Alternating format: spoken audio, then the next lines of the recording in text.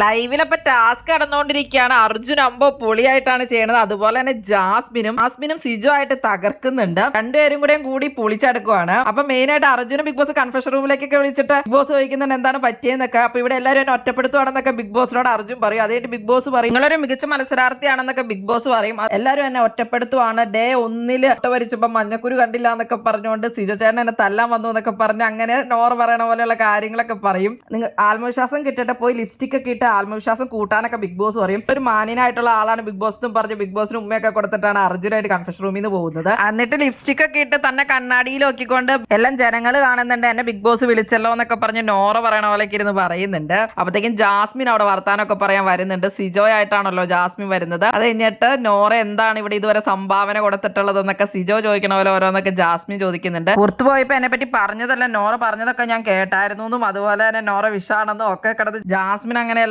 പറയുന്നുണ്ട്. നോറ ഭയങ്കര ബോൾഡ് ആണ്, ടാലന്റഡ് ആണ്, നോറ ഒരു ഇൻഡിവിജ്വൽ പ്ലെയർ ആണെന്നൊക്കെ പറഞ്ഞിട്ട് അർജുൻ അവിടെ സംസാരിക്കുന്നുണ്ട്. നോറയ്ക്ക് ഇവിടെ ആരുമില്ല, നോറയ്ക്ക് അൻസീത്തയില്ല, റസ്മിൻ ഇല്ല, നോറയ്ക്ക് ആരുമില്ല, നോറ ഇൻഡിവിജ്വൽ പ്ലെയർ ആണ്, നോറ മാത്രമാണ് തന്നെ നിൽക്കുന്നത് എന്നൊക്കെ പറഞ്ഞ് കുറെ പറയുന്നുണ്ട്. സിജോയുടെ എല്ലാ സംഭവങ്ങളും അതുപോലെ തന്നെ അടിപൊളിയായിട്ട് ജാസ്മിനും ചെയ്യുന്നുണ്ട്. ജിൻഡോയും നന്നായിട്ട് തന്നെ പെർഫോം ചെയ്യുന്നുണ്ട്. എല്ലാവരും നന്നായിട്ട് തന്നെയാണ് ചെയ്യുന്നത്. നിങ്ങൾക്ക് ആരുടെ പെർഫോമൻസ് ആണ് ഏറ്റവും ഇഷ്ടമായത്?